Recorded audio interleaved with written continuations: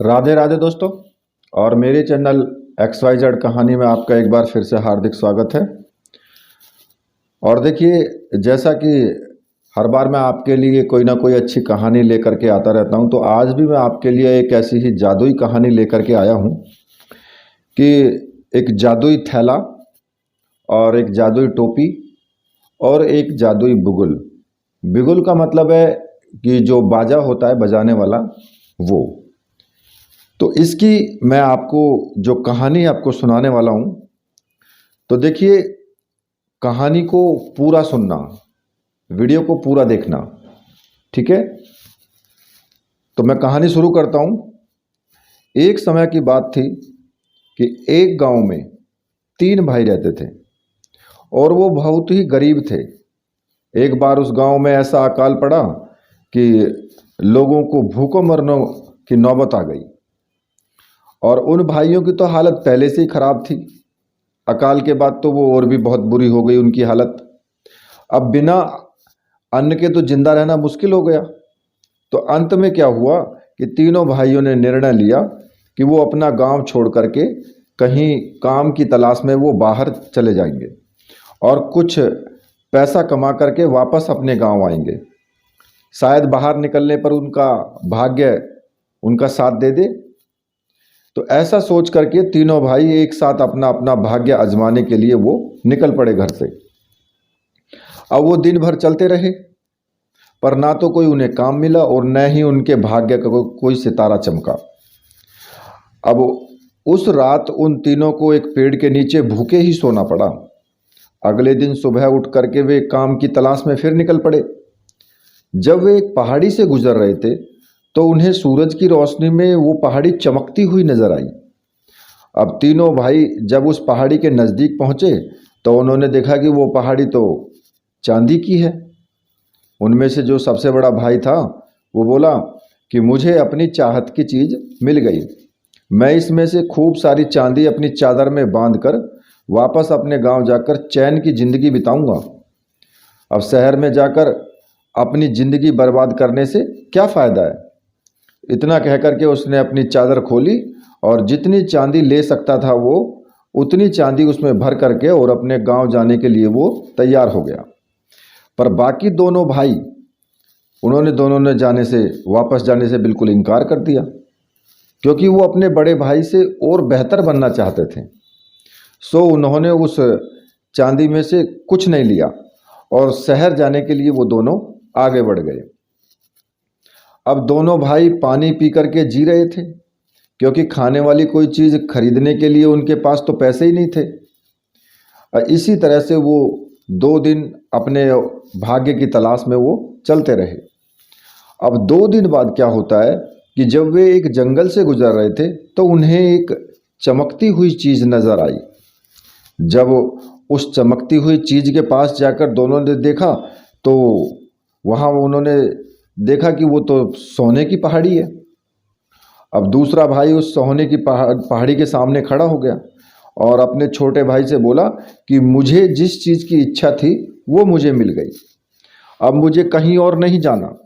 मैं इसी में से कुछ सोना लेकर के अपने गांव वापस जाऊंगा और गांव में ही एक सुनार की दुकान खोल करके आराम और शांति की ज़िंदगी बिताऊंगा मैं। अब इतना कह करके उसने अपने फटी हुई जो चादर थी वो ज़मीन पर बिछाई और उसमें जितना भी सोना आया उतना वो उठा करके अपने गांव की ओर चल दिया। अब सबसे छोटा जो भाई था वो बोला कि सोना और चांदी, इन दोनों में से मुझे कुछ नहीं चाहिए। मैं अभी और अपने भाग्य को आजमाना चाहता हूँ। शायद मुझे तुम दोनों से कुछ और बेहतर मिल जाए। इतना कह करके उसने अपने भाई से विदा ली और शहर की ओर वो चल पड़ा। चलते चलते उसे 3 दिन बीत गए तो वो एक घने जंगल में पहुंचा और जंगल इतना बड़ा और घना था कि उसे बाहर निकलने का रास्ता ही नहीं मिल रहा था उसमें। अब वो बेचारा भूखा प्यासा उसी जंगल में भटकने लगा। उसने एक ऊंचे से पहाड़ पर चढ़कर के देखना चाहा। जो पेड़ होते हैं जंगल में, वो ऊंचे से पेड़ पर एक जंगल में जो था वो उसमें देखना चाहा उसने कि भाई इस जंगल से बाहर जाने का रास्ता कहाँ से है, क्योंकि ऊंचे पेड़ पर चढ़ कर के पता लग जाता है। तो उसे पेड़ों की ऊंची ऊंची चोटियों के अलावा कुछ भी दिखाई नहीं दिया। अब भूख के कारण उसका हाल जो था बुरा हो रहा था। तो पेड़ से उतरते ही उसने वो भगवान से प्रार्थना करने लगा कि काश यहाँ कुछ खाने को मिल जाता, बिना कुछ खाए पिए तो वो मर ही जाएगा। अब क्या होता है कि उसी समय उसे एक पेड़ के नीचे एक मैले से कपड़े में कुछ खाने का सामान रखा हुआ दिखाई दिया। पहले तो उसे अपनी आंखों पर विश्वास नहीं हुआ, पर जब उसने नज़दीक जाकर के देखा तो वो सचमुच ही खाने का सामान था। इस जंगल में खाने का इतना अच्छा सामान देख करके वो हैरान रह गया। अब वो इस खाने को भगवान की दया समझ करके उस पर टूट पड़ा और थोड़ी ही देर में सब कुछ वो चट कर गया। अब भूख से इतना परेशान था तो उसने यह जानने की कोशिश ही नहीं की ये खाना किसका है, कौन लाया, कहाँ से आया। जो खाना था वो ख़त्म करने के बाद उसने वो गंदा सा कपड़ा भी उठा करके अपनी जेब में रख लिया और वहाँ से आगे चल दिया। चलते चलते रात होने लगी। जब उसे फिर भूख सताने लगी, उसने सोचा क्यों न इस कपड़े को बिछा करके भगवान से फिर प्रार्थना करूं। तो उसने कपड़ा बिछाया और आंखें मीच करके प्रार्थना करने लगा।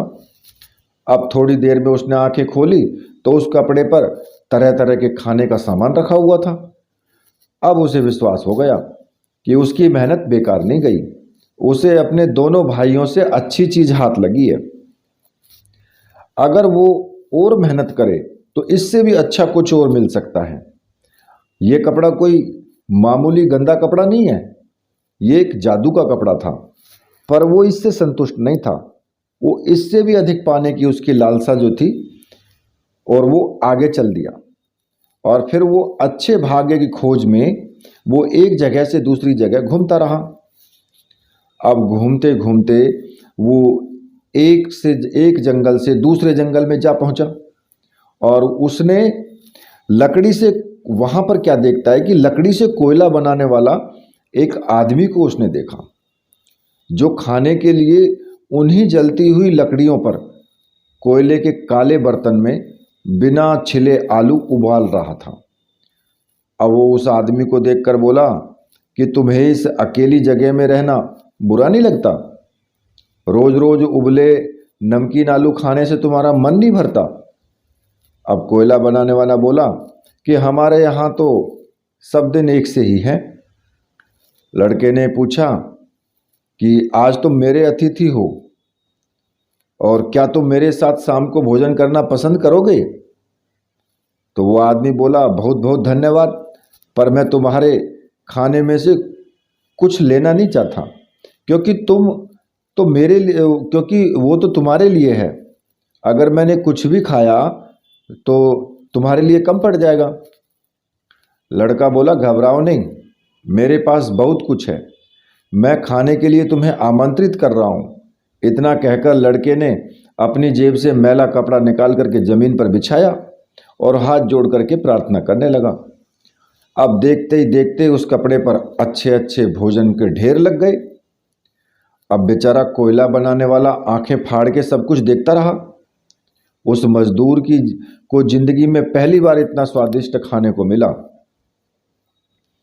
अब मजदूर ने लड़के से कहा कि अगर तुम मुझे अपना कपड़ा दे दो जो मुझे इस जंगल में भी इतना अच्छा खाना खिला सके, तो मैं तुम्हें एक जादू का थैला दूंगा, और यह थैला मैला और फटा हुआ जरूर है, पर इसमें बहुत बड़ी शक्ति छुपी है। तुम मुसीबत के समय जितनी बार इस थैले को थपथपाओगे, उतनी बार 6 शक्तिशाली आदमी तुम्हारे सामने आकर के खड़े हो जाएंगे। तुम उन्हें जो भी आज्ञा दोगे वो आपकी सब आज्ञा पूरी करेंगे। अब लड़का उसे अपना कपड़ा देने के लिए राजी हो गया। उसने अपना कपड़ा उसके हाथ पर रखा और उससे उसका जादू का जो थैला था उसे लेकर के वो आगे चल दिया। अब कुछ दूर जाने पर वो इस जादू वाले थैले की सच्चाई परखना चाहता था कि भाई इसमें ऐसा जादू है भी या नहीं है। तो उसने थैले को थपथपाया तो उसके सामने 6 सिपाही आकर के खड़े हो गए और उससे पूछने लगे हमें क्या आज्ञा है मालिक। और वो लड़का बोला कि उस कोयला बनाने वाले मजदूर से मेरा जादू का कपड़ा वापस लेकर के आओ। अब इतना सुनते ही वो 6 सिपाही उसका जादू का कपड़ा वापस लेकर के आ गए और जादू का कपड़ा और जादू का थैला लेकर के वो फिर और कुछ अच्छा पाने की इच्छा से जो है आगे फिर चल दिया। अब उसे विश्वास था कि वो अब उसकी वो अपनी बुद्धि से, अपनी मेहनत से वो इससे भी बेहतर और कर सकता है। अब सूरज डूबने से पहले वो एक दूसरे कोयला बनाने वाले के पास पहुंचा। अब वो मजदूर भी क्या था कि जलती हुई लकड़ियों पर लोहे के बर्तन में कुछ आलू अपने रात के भोजन के लिए उबाल रहा था।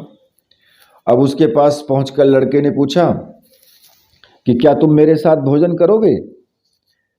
लड़के के पास खाने का कुछ भी सामान न देखकर मजदूर ने पूछा कि तुम मुझे कहाँ से खिलाओगे? तुम्हारे पास तो कुछ भी नहीं है। लड़के ने झट से अपनी जेब से मैला सा जो कपड़ा था वो निकाला और ज़मीन पर बिछा करके और प्रार्थना करने लगा। देखते ही देखते उसके कपड़े पर खाने की बहुत सी चीज़ों के ढेर लग गए। अब बेचारा कोयला बनाने वाला मजदूर ये सब देख करके बहुत हैरान हुआ। खाने की इतनी अच्छी अच्छी चीज़ें देख करके उसके मुख में पानी आ गया। जैसे ही उस लड़के ने उसे अपने साथ खाने पर बुलाया तो वो तो खाने पर टूट पड़ा एकदम से। उसने पहली बार पेट भर के भोजन किया था। खाना खाने के बाद उस मजदूर लड़के ने कहा कि मेरे पास एक पुरानी टोपी है।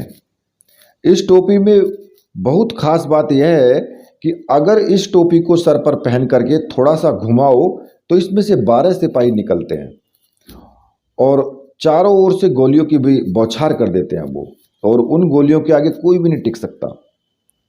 अब मुझे इस टोपी की ज़रूरत नहीं है क्योंकि मुझे गोलियों की नहीं, मुझे खाने की ज़रूरत है। मैं तुम्हें ये टोपी दे सकता हूँ अगर तुम मुझे ये अपना कपड़ा दे दो। लेकिन इस जंगल में, क्योंकि इस जंगल में क्या था कि मेरे लिए अच्छा खाना कभी नहीं मिल सकता है और जो इस मैले से कपड़े से मुझे मिल जाएगा। अब लड़के ने बिना किसी विरोध के उस मजदूर की बात मान ली। उसकी टोपी लेकर के अपना कपड़ा उस मजदूर को दे दिया और वहाँ से वो उठ करके आगे चल दिया।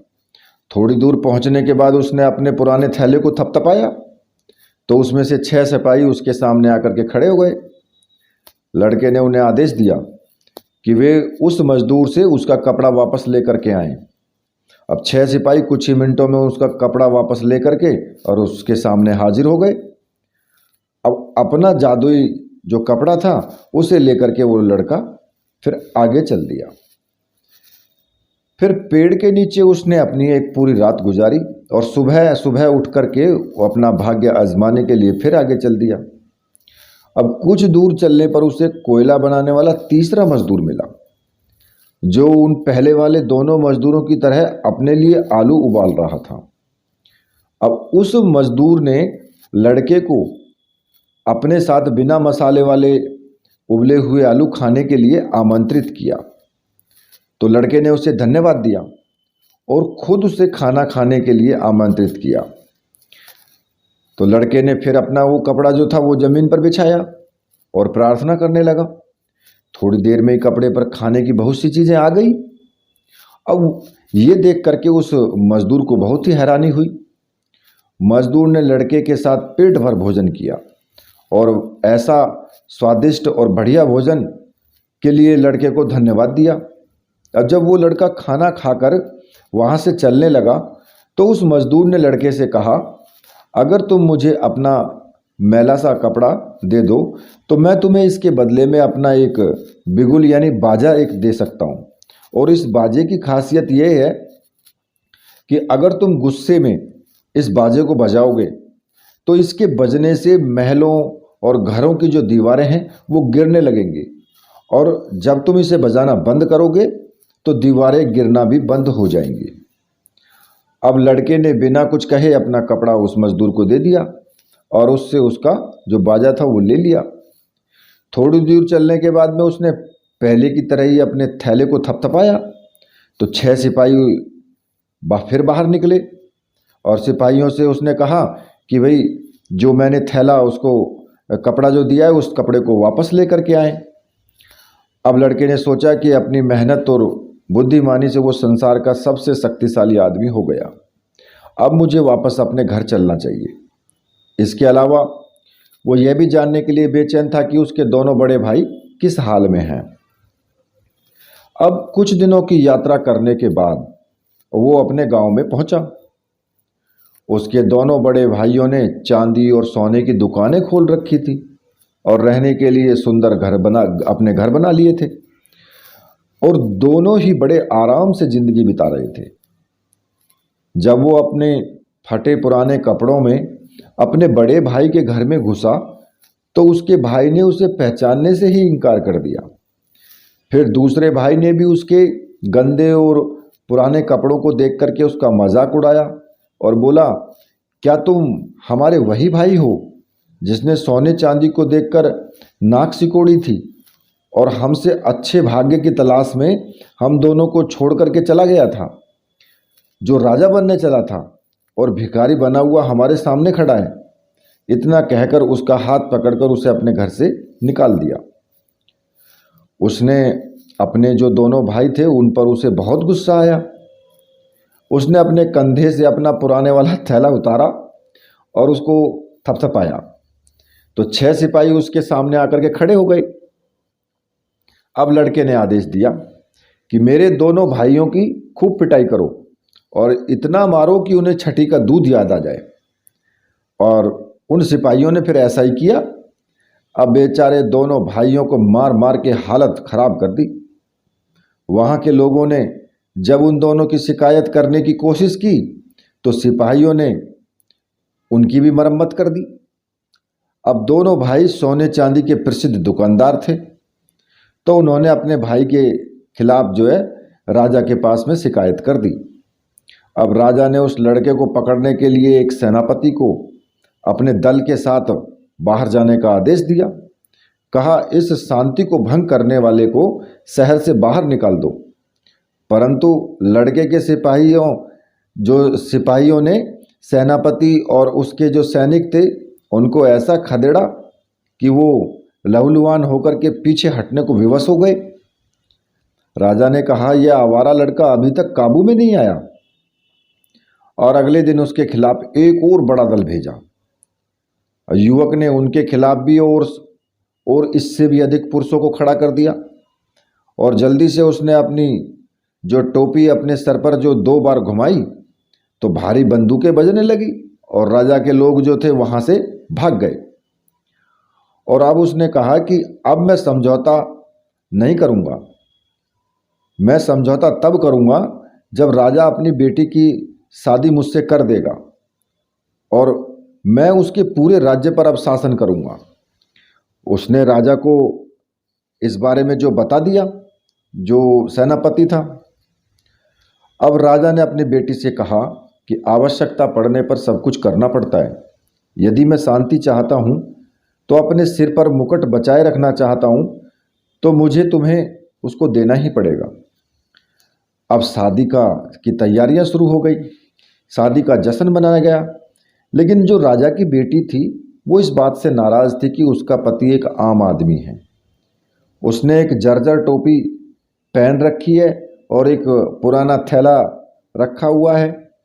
वह उससे छुटकारा पाने के लिए कुछ करना चाहती थी और रात दिन सोचा करती थी कि वो इससे कैसे छुटकारा पा सकती है। फिर उसके मन ही मन उसने सोचा, क्या यह संभव है कि इसकी जो अद्भुत शक्तियां हैं वो थैले में हों।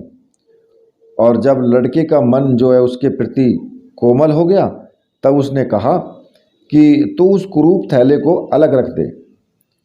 वह मुझे इतना बुरा लगता है कि जब तुम उसको थैले को ले लेते हो कि बहुत ही गंदे लगते हो तुम, और मुझे इस पर जो है लज्जित होना पड़ता है। उसने कहा कि प्रिय, यह थैला मेरा सबसे बड़ा खजाना है। जब तक मेरे पास है तब तक पृथ्वी पर कोई शक्ति नहीं है जिससे मैं डर सकता हूँ। और उसने उसके जो अद्भुत गुण थे उनको उसके सामने प्रकट कर दिया, जिसके साथ वो संपन्न भी था। फिर उसने अपने आप को उसको जो है मतलब बाहों में भर लिया। अब उसने जैसे ही वो उसको चूमने जा रही थी वो राजा की लड़की, लेकिन उस लड़की ने क्या किया कि उसने चतुराई से उसका जो थैला था उसके कंधे से थैला निकाल लिया और उसे लेकर के वो भाग गई।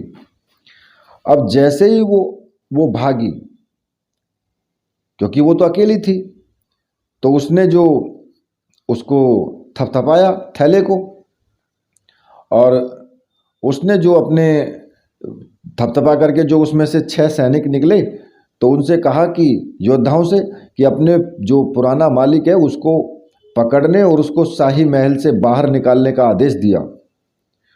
और उन्होंने उसकी बात मानी, और झूठी पत्नी ने उसके पीछे और भी पुरुष भेजे जो उसे देश से दूर भगाने वाले थे।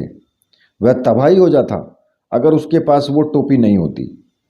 टोपी के उसने जो है 2 बार घुमाने से पहले, और उसने अपने हाथ जो पहले मुवक्किल से जो उसके सिपाही थे उनसे आज़ाद किए, तो जैसे ही उसने टोपी घुमाई तो वहाँ जो है फिर तो बंदूकें बजने लगी और वहाँ सब कुछ नष्ट कर दिया।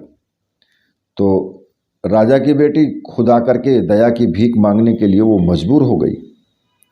जैसे ही उसने इस तरह से विनती की और अपने आप को सुधारने का वादा किया, तो उसकी बात वो मान गया। उसने उसके साथ दोस्ताना व्यवहार किया और ऐसा व्यवहार किया जैसे कि वो उससे बहुत प्यार करती है, और कुछ समय बाद उसे बेवकूफ़ बनाने में वो कामयाब रही। उसने उसे विश्वास दिलाया कि अगर किसी को भी उसकी शक्ति वाला जो थैला है वो मिल जाए तो वो कुछ भी नहीं कर सकता जब तक पुरानी टोपी उसके पास है। अब वो उसका भेद जान चुकी थी, तो उसके सो जाने के बाद वो प्रतीक्षा करती रही, और फिर उसने टोपी उतार करके और गली में फेंक दी। परंतु वो जो बाजा था ना, वो तो उसके पास था। तो उसने क्या किया कि बड़े क्रोध में अपनी सारी शक्ति से उसे बाजे को फूंका, तो तुरंत ही सब किले, दीवारें, नगर और गांव ढहने लगे, और राजा और उसकी बेटी उसमें कुचल करके मर गए। और यदि वो थोड़ी देर उस बाजे को फूंकता तो वहाँ सब कुछ नष्ट हो जाता, और एक पत्थर पर भी दूसरा पत्थर खड़ा नहीं रहता। फिर किसी ने उसका विरोध नहीं किया उसके बाद, और उसने अपने आप को सारे देश का राजा बना लिया, और वहाँ पर वो शासन करने लगा। तो देखिए, ये कहानी अगर आपको पसंद आई है तो वीडियो को लाइक कीजिए, शेयर कीजिए, चैनल को सब्सक्राइब करें, और मेरे साथ बोलिए राधे राधे।